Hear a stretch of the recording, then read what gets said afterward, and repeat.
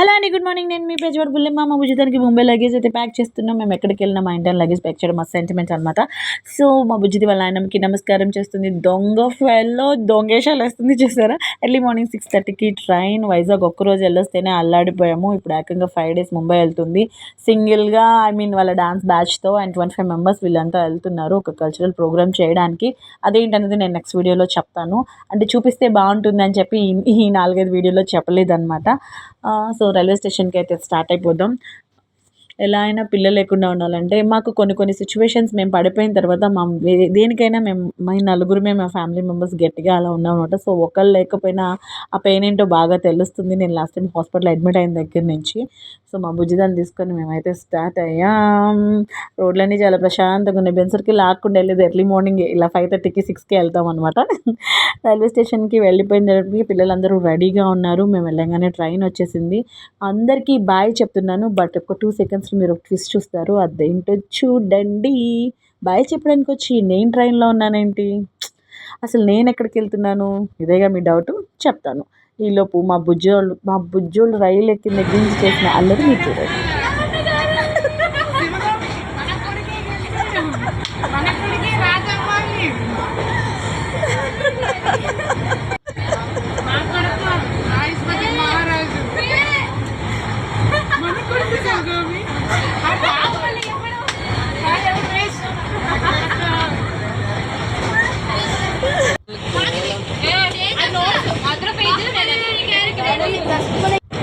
శివగామికి కూడా question mark పెళ్లి చేసుకుందాం.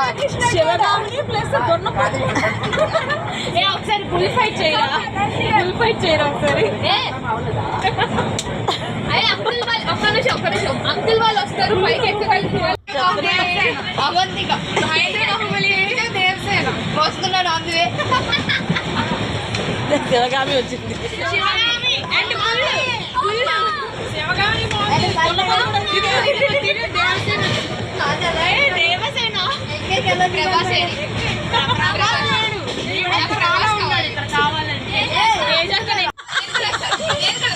అవంతిక నువ్వు అలా చేయకూడదమ్మా.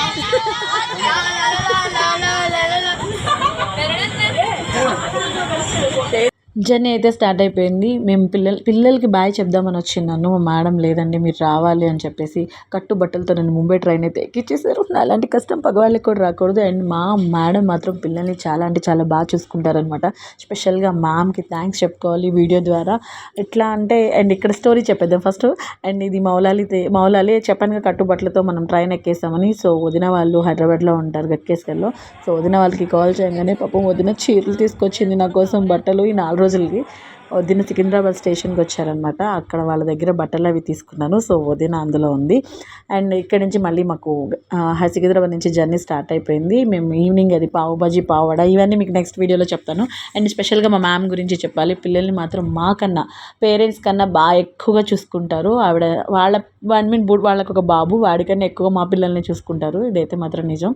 అండ్ వాళ్ళు ఫుడ్కి ఎక్కడ ఇది అవ్వకూడదని చెప్పి ఇక్కడ నుంచి morning tiffin tomato bath idli and fried rice and curd rice ఇట్లా అన్నీ కూడా ప్రిపేర్ చేసేసుకొని ఆ రోజు జర్నీ స్టార్ట్ అయిన రోజు అనమాట. పిల్లల కోసం చాలా కేర్ తీసుకుంటారు. Thank you so much ma'am and love you so much ma'am. మా వాళ్ళు ట్రైన్ ఎక్కిన దగ్గర నుంచి ఒక్కటే గోల్ అనమాట. అదిగో చూసారు అక్కడ కూడా రీల్స్ చేస్తున్నారు ముంబై పోదాం రజా అనుకుంటూ. అండ్ ఇది ట్రైన్లో వచ్చినాయని కామనే కదా. అక్కడికి వెళ్ళాక వడాపావు తినకపోతే ఎట్లా. జాంకాయ మాత్రం అలా రౌండ్గా భలే ఉంది కదా క్యూట్గా. అండ్ ఇది చూస్తే ఆటోమేటిక్గా రైల్వే స్టేషన్ అందరూ చెప్పేస్తారు షోలాపూర్ వచ్చామన్నమాట. బట్ రైల్వే స్టేషన్లో షోలాపూర్ దుప్పట్లు అంతే బాగాలేదు, నాకైతే అంత అనిపించలేదు. షోలాపూర్ దుప్పట్లు అంటే చిన్నప్పుడు ఇంత మందాన అవి బయట అమ్ముతారంట. బట్ స్టేషన్లో ఒకటి తీసుకుందామని చెప్పి తీసుకున్నాము. పూణే వెళ్ళేసరికి నైట్ 12 అయినట్టుంది మాకు. మేము నిద్రపోలేదు. బేసిక్గా ట్రైన్ జర్నీలో నాకు నిద్ర రాదు, భయం కూడా ఎందుకో పడుకోవాలంటే. పూణే దగ్గర నుంచి ఇంకా మెల్కొని వీడియోస్ తీసుకుంటూ కూర్చున్నాము. ఫైనల్లీ ముంబై అయితే 4:35కి ఏమో రీచ్ అయిపోయాం. అది లోకమాన్య తిలక్ టెర్మినల్ అనమాట.